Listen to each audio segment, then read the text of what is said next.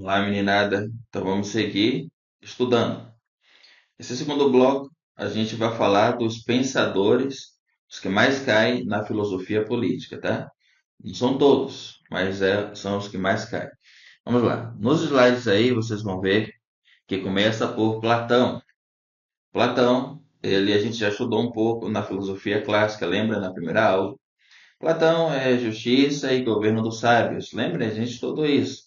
Que Platão entendia que quem deveria governar uma sociedade politicamente deveria ser os filósofos, porque, segundo Platão, os filósofos têm a capacidade, a inspiração, a cognição adequada para governar com o objetivo de melhorar a vida de todos. Claro que essa visão de Platão, na época, fazia muito sentido, mas com o tempo isso vira quase que uma visão platônica, né? Para usar os termos da filosofia. Por quê? Porque imagina, na época o filósofo ele era um filósofo na sua própria vida. Ele era filósofo de si e filósofo na sua própria vida. Depois, com o tempo, essa filosofia foi se separando dessa parte cotidiana e a filosofia foi se transformando em uma estrutura, como a gente vê hoje no Brasil, uma estrutura também acadêmica e carregada de grades por todos os lados, né? Claro que acontece de uma pessoa sair da faculdade de filosofia e aos poucos ir se tornando um filósofo da vida, mas não é o comum. O comum é a pessoa na faculdade aprender uma quantidade de informações relacionadas a muitos pensadores da humanidade e sistematizar isso em sua própria estrutura, né? Então veja, hoje o que o Platão falou naquela época, provavelmente ele não falaria a mesma coisa hoje. Então observa bem. Como vocês estão vendo aí no slide, Platão defendia a sociedade dividida em três grupos. Já estudamos isso. Os governantes deveriam ser os filósofos, os guerreiros e os trabalhadores, né? Só os filósofos deveriam governar porque têm o conhecimento da verdade e buscam o bem comum. Entendendo isso, porque uma coisa é aquilo que ele falava na filosofia na Grécia clássica, né? Outra coisa é hoje em dia. Provavelmente já os conheci também. Há filósofos da vida prática que não pisaram numa academia, né? Que nunca pisaram numa universidade. Portanto, vê, talvez isso não seria efetivo hoje em dia, tá bom? Mas vai cair no Enem. Quando se tratar de filosofia política ou filosofia clássica e referenciar Platão, sempre tem uma perguntinha dessa relacionando a polis, a forma dessa polis ser governada, né? Sempre tem. Tá bom? Justiça, ou seja, cada um cumpre o seu papel social. A justiça é cada pessoa cumprindo o seu papel social. Tá? Então, é isso que você precisa saber para responder as questões do Enem relacionadas a Platão, quando se trata da filosofia política, né? Aqui vocês veem Aristóteles, que também já estudamos um pouco lá na filosofia clássica. Aristóteles fala que o homem é naturalmente um animal político. E esse animal político, essa política que Aristóteles fala, é aquela que a gente falou na introdução da aula, né? Política do indivíduo mudando a sua realidade, né? O indivíduo mudando a sua realidade. Essa política. O melhor governo é aquele que busca o bem comum, entendeu? Se o governo busca a poliética, a política para todos ou a política para muitos, esse é o melhor governo. Assim, na verdade, Aristóteles diz que assim deveriam ser todos os governos. Aristóteles defendia, portanto, a média, né? Evitar os extremos, como a tirania e a anarquia. Ou seja, para que uma sociedade viva em equilíbrio, para que um indivíduo tenha a sua liberdade, para que ele possa mudar o mundo, para que ele possa gestar a cultura de uma sociedade, é necessário que esse indivíduo esteja em equilíbrio, buscando sua eudaimonia, lembra da eudaimonia? Está lá na primeira aula. E é necessário, é claro, que a estrutura social seja manejada por uma equidade entre os seus fatores, tá bom? Porque senão, uma hora ou outra, essa sociedade cai em uma tirania ou em uma anarquia que vai prejudicar todo o sistema social e político daquele povo, tá bom? Essas são as chaves de Aristóteles que caem relacionadas à filosofia política. Agora vamos lá. Maquiavel, isso aqui, o Enem adora cobrar Maquiavel, né? Adora cobrar, porque Maquiavel é um sujeito contraditório em si mesmo, né? É contra-intuitivo. Quando a gente relaciona isso à nossa moral, à nossa ética. Observa bem, Maquiavel, ele separou, vejam a preocupação dos gregos, por exemplo, em ter um governante ético em sua totalidade, equilibrado em sua totalidade, vê? Maquiavel separou isso. Maquiavel separou a moral e a ética do governo, ou do governante, ou do príncipe, né? Aliás, é um livro que eu recomendo muito que você leia, é O Príncipe. É um livro extraordinário, sobretudo na vida social e política que a gente tem hoje, não só no Brasil, em todo o mundo, né? Se você não leu, já está atrasado. Esse livro é importante ler para a sua visão mesmo, aumentar a sua visão de como é que as coisas são manejadas hoje em sociedade. Hoje já há algum tempo, né? Então, Maquiavel, portanto, separou isso. O príncipe, o governante, ele tem como objetivo governar. Ele não precisa ser amado. Se for para escolher entre ser amado ou ser temido, o príncipe, o governante, escolhe ser temido, portanto, que ele não perca a sua capacidade de dirigir, né? A sua capacidade de governar. Porque o príncipe, se ele está ali, ele tem um objetivo, que é garantir o bem comum. Veja bem, Maquiavel, ele não é mau, tá? Como às vezes a gente vê até no adjetivo, né? Olha, você é maquiavélico. Maquiavel não é mau. Ele não ensina que o príncipe, o governante, tem que governar acima de tudo e destruir todas as pessoas porque ele tem que adquirir dinheiro, valores, etc. Não. Ele queria era que a sua sociedade, a sua cultura fosse cada vez mais forte e que aquele povo fosse cada vez mais forte. Então, esse príncipe, esse governante, tem que abdicar da moral e fazer o que for necessário para garantir o bem coletivo daquela população, entendeu? É claro que quando a gente extrapolar isso para uma vida global como é hoje, uma hora ou outra a gente vai encontrar, por exemplo, um Hitler da vida, né? Uma hora ou outra, o Hitler, ele é esse governante que entendeu que deveria fazer qualquer coisa para proteger o seu povo. E a gente viu no que deu, né?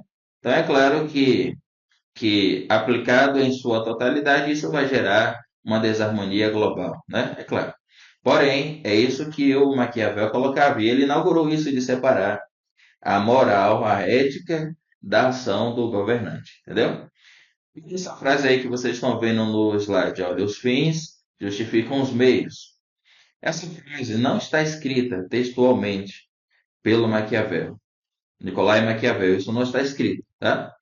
Porém, é o entendimento da sua leitura, ou seja, quando a gente lê aquilo lá, nós entendemos claramente isso, né? Que os fins justificam os meios. Então, o que é isso?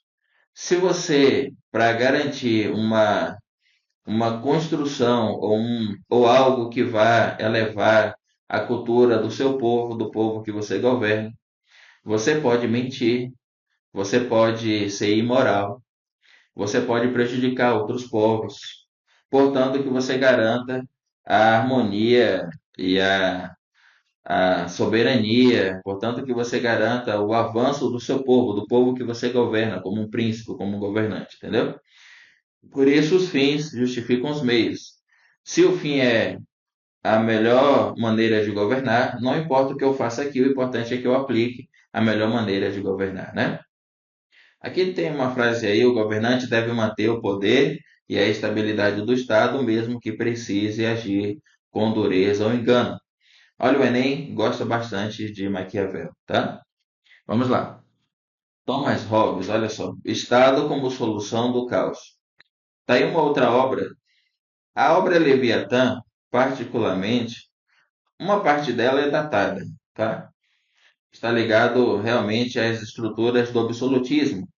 Para mim, que sou professor de história, de filosofia da área de humanas, é um prato cheio, né? Mas assim, para uma leitura, não sei, tá bom? Porém, para quem estuda, para quem gosta, é um prato cheio a obra Leviatã, do Hobbes. Então, o ser humano, aí vocês veem no slide, é egoísta em constante conflito. O homem é o lobo do homem, vejam bem. O homem é o lobo do homem. Essa é uma frase também bastante falada e citada por aí. Inclusive tem até em música, né? Tem uma música da Pitty, não sei se você conhece a Pitty, que ela referencia essa frase muitas vezes, né? O homem é o lobo do homem, tá bom? O que que o Hobbes fala? Ele fala o seguinte: quando nós nascemos, nós já carregamos uma natureza densa, uma natureza mal. Nós sempre iremos tender para o desequilíbrio, para a violência, para os instintos, para a maldade, para a guerra. Essa é a realidade. É isso que o Hobbes fala. Ele é bastante pessimista com o estado de natureza que já já a gente vai estudar. Portanto, a pessoa ali, quando nasce, ela é má. E aos poucos ela vai manifestar isso, a sua maldade. Como é que faz para que essa pessoa, esse indivíduo, que faz parte de um conjunto de vários indivíduos que também, segundo Hobbes, já carregam esses instintos de maldade, de guerra, de violência, como faz para que esses indivíduos não destruam a si mesmos? Então, Hobbes entende que o Estado absolutista na época, é que deveria cuidar desse povo. O Estado é que deveria dirigir a vida desse povo. O Estado é que deveria é, falar como um indivíduo tem que viver. Porque se não for assim, ele vai se destruir, entendeu? Então, é essa síntese da estrutura que o Hobbes entrega. Então, aqui, para evitar o caos é preciso um Estado forte com poder centralizado. Defendia o absolutismo como saída para a guerra de todos contra todos. É isso que o Enem vai te cobrar em filosofia política sobre o Thomas Hobbes. Vamos lá. John Locke. Aqui é o liberalismo político, um dos primeiros pensadores da era moderna sobre o liberalismo político, né?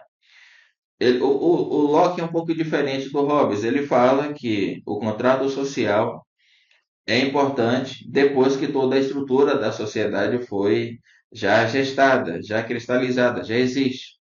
Mas o Estado não pode ter muito poder. Por isso aí o liberalismo, né? O Estado não pode ter muito poder. Se o Estado é muito centralizador, não permite que o indivíduo seja livre. E o John Locke, ele fala sobre a liberdade do indivíduo, entendeu? É mais importante a liberdade do indivíduo do que a regência do governo. Mas ele fica no meio termo. Não se pode deixar o indivíduo totalmente livre, mas também não se pode tirar toda a liberdade que aquela pessoa, aquele cidadão carrega, né?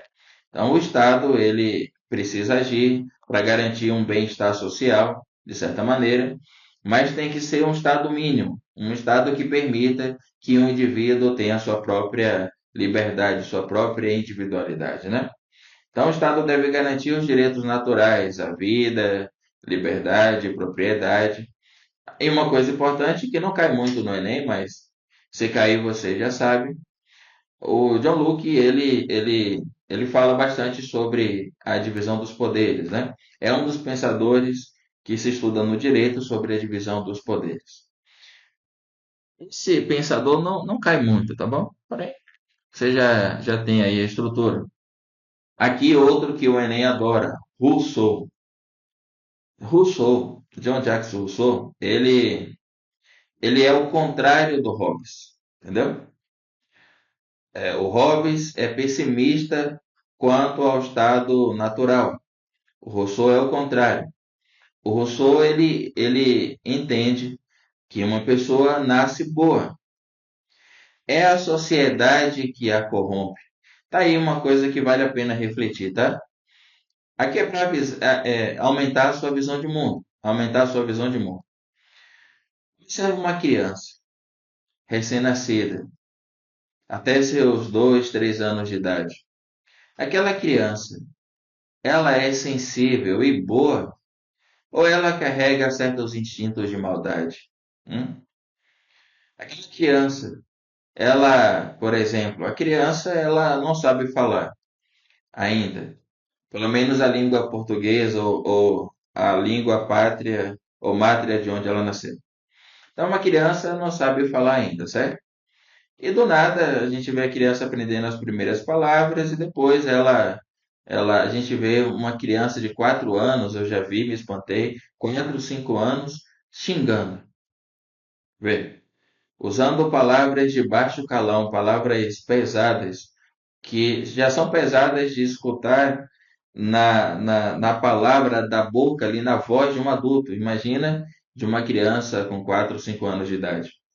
Aquela criança nasceu com o instinto de xingar, ou ela aprendeu com a sociedade, ou foi a sociedade que a corrompeu? Foi o seu lar ali, a creche, a escola, os ambientes em que ela anda, vê? É uma coisa que vale a pena a reflexão. Eu tenho aqui a minha ideia, através de minha reflexão, mas cada um tem que aplicar a sua própria reflexão, tá bom? Então, Rousseau entende que todos nascem bons e a sociedade vai nos corrompendo. Defende a vontade geral. O que é a vontade geral? Bem, a vontade geral é o coletivo é mais importante.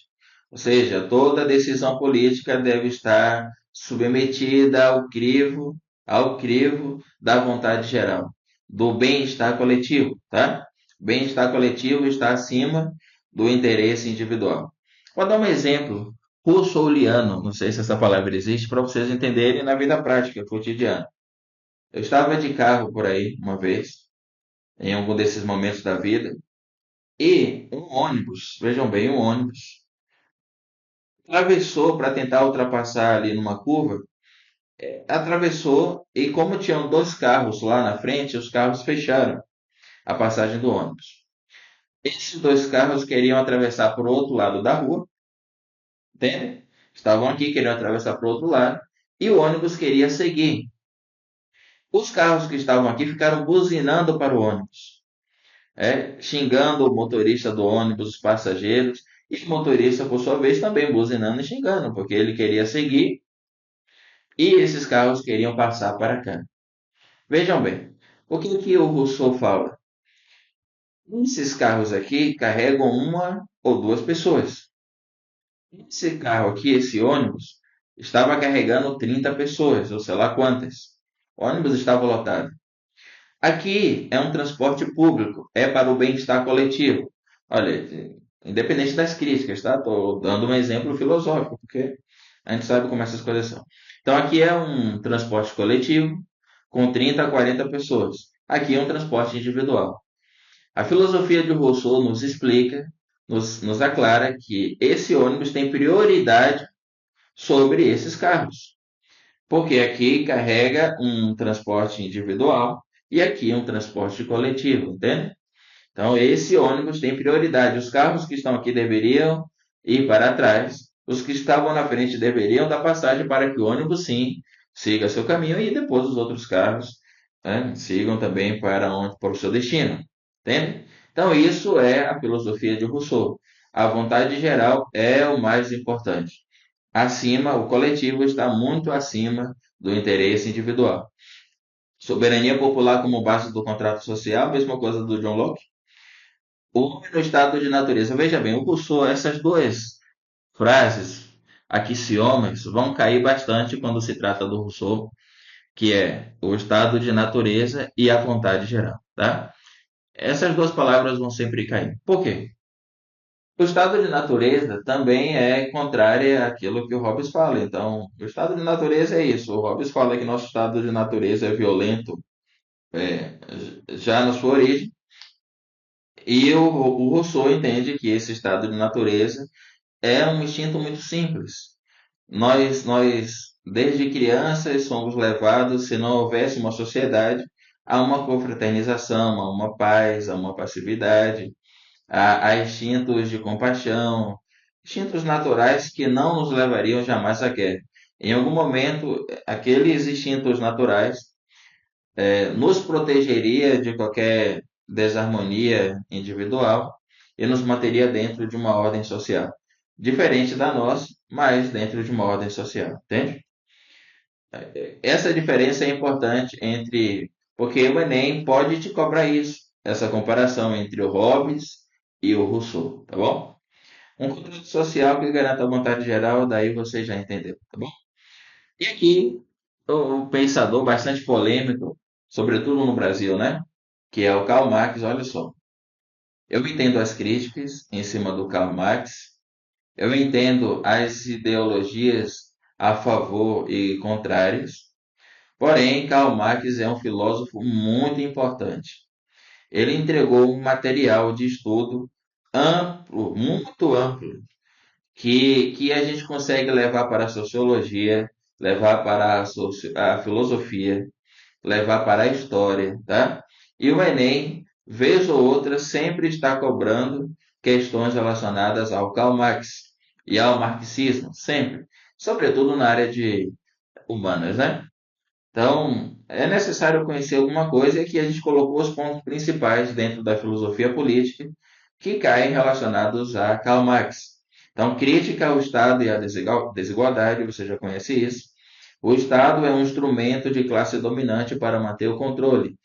Isso aqui é uma frase base da estrutura da filosofia do Karl Marx, né? O Estado é um instrumento da classe dominante para manter o controle. Luta de classes é o motor da história. Segundo Karl Marx, todos os grandes movimentos que aconteceram na história da humanidade, todos eles são resultados da luta de classe. É uma forma de ver o mundo, certo? É uma forma de ver o mundo. Só haverá justiça quando acabar a propriedade privada dos meios de produção. Está aí um ponto bastante perigoso, né, dessa filosofia marxista, né, porém está dentro da estrutura dessa filosofia mesmo. Só haverá justiça quando acabar a propriedade privada dos meios de produção. O que é isso? Quando uma empresa, né, quando uma pessoa cria uma empresa, começa a empreender, e ela começa a empreender, vamos lá, para construir carros, né? Construir carros. Então ela tem uma empresa privada que constrói carros. Ela vai aplicar o preço de mercado, ela vai aplicar o preço de concorrência, ela vai aplicar o preço esse preço vai variar de acordo com o câmbio da moeda, isso vai variar de acordo com a inflação, de acordo com uma quantidade de eventos globais. E essa pessoa vai ter um lucro alto em cima daquela produção. O que é que o Karl Marx propõe? O que é que ele entende? Que ninguém, nenhuma pessoa privada deveria ter uma fábrica de carros. Quem deveria ter isso é o Estado. Por quê?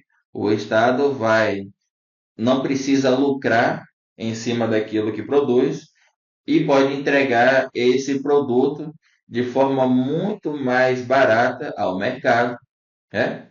Para que as pessoas que queiram comprar aquele carro comprem em igualdade, né? Todos podem comprar aquele carro porque aquele carro está num preço muito baixo, num preço de produção. O problema disso aí, a contradição que tem é que quando o Estado dirige essa produção, ele tem, imagina, o domínio total sobre aquilo. E esse domínio total é uma tirania. Primeiro que, em termos filosóficos, tira a individualidade, né?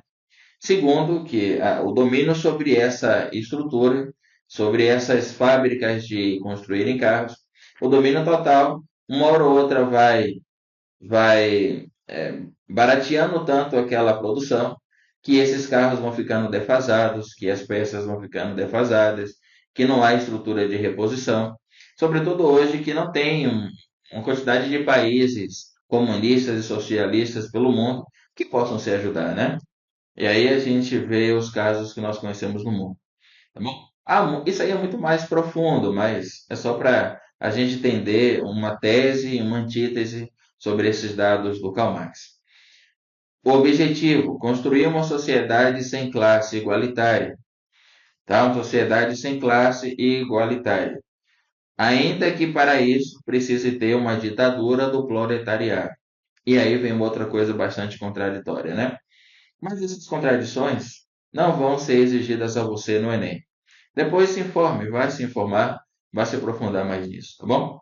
Então, esses são os pensadores que eu trouxe, os mais importantes relacionados à filosofia política no Enem. Agora vamos fazer umas questões.